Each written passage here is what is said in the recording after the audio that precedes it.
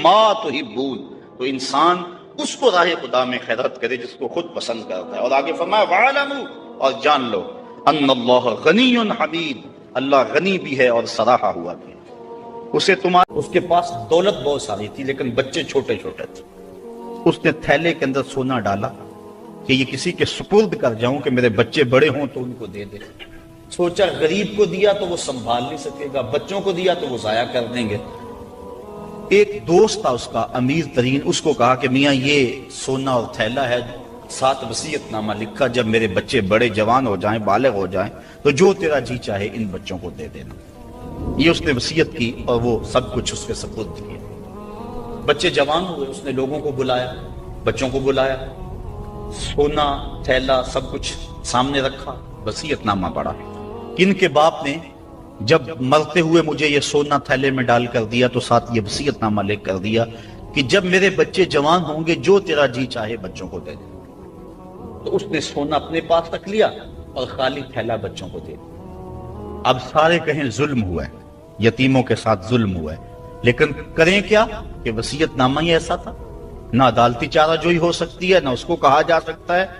سارے کہیں ظلم ہوا، علماء سے پوچھا، کہا ظلم ہوا، لیکن کیا کہا جا سکتا ہے؟ وصیت نامہ کے اندر بات ہی ایسی تھی کہ اس نے زیادتی کی ہے اور سب کچھ خود رکھ لیا۔ امام اعظم امام ابو حنیفہ، سراج الامہ، امام الائمہ، آپ کی خدمت میں لوگ حاضر ہوئے کہ یوں یتیموں کے ساتھ یہاں زیادتی ہوئی، لیکن وصیت نامے کی عبارت اس طرح کی تھی، اس لیے کوئی بول بھی نہیں سکتا، آپ کو ارشاد فرمائیں۔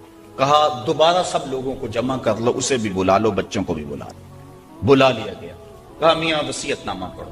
وصیت نامہ پڑھا گیا کہ یہ سونا ہے، تھیلے میں ڈال کے تجھے دے رہا ہوں، جب میرے بچے جوان ہو جائیں گے جو تیرا جی چاہے وہ بچوں کو دے دینا۔ آپ نے فرمایا پھر پڑھو، اس نے پھر پڑھا، کہا اب تم بتاؤ تمہارا جی سونے کو چاہ رہا ہے یا تھیلے کو چاہ رہا ہے؟ اس نے کہا میں تو سونا رکھنا چاہتا ہوں۔ کہا وصیت نامہ پڑھو، وصیت میں ہے جب بچے جوان ہوں گے جو تیرا جی چاہے وہ بچوں کو دے دینا۔ اب تیرا جی تو سونے کو چاہ رہا ہے اور وصیت میں لکھا بھی یہ ہے کہ جو تیرا جی چاہے وہ بچوں کو دے دے، لہٰذا سونا دینا، بچوں کو تھیلا رکھ خود۔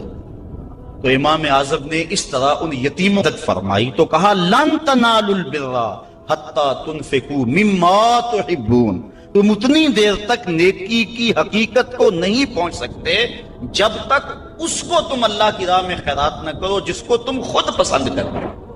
اللہ مما تحبون، تو انسان اس کو راہ خدا میں خیرات کرے جس کو خود پسند کرتا ہے۔ اور آگے فرمایا وَاعْلَمُوا، اور جان لو، ان اللہ غنی حمید، اللہ غنی بھی ہے اور سراہا ہوا بھی ہے۔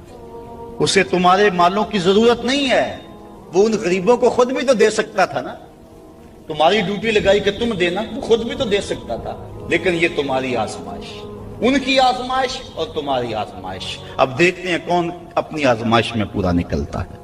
الشیطان یعدکم الفقر ویامرکم بالفحشاء، شیطان تمہیں اندیشہ دلاتا ہے محتاجی کا، اگر تم نے اللہ کی راہ میں دیا تو تم محتاج ہو جاؤ گے، تمہارے پاس اتنی دولت نکل جائے گی۔ وَيَأْمُرُكُمْ بِالْفَحْشَاءِ، اور تمہیں بے حیائی کا حکم دیتا ہے۔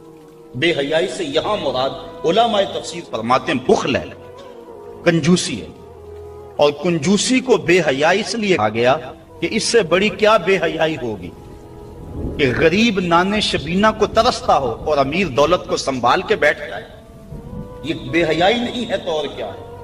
امام غازی Assalamu alaikum and welcome to my channel Geo Pakistan 9676. We are so happy to have you here today, so please remember to like and subscribe to our channel. Or Assalamu alaikum to all the brothers watching. Please share your lovely comments according to the video. Thank you for your support and for being a part of this journey with us today.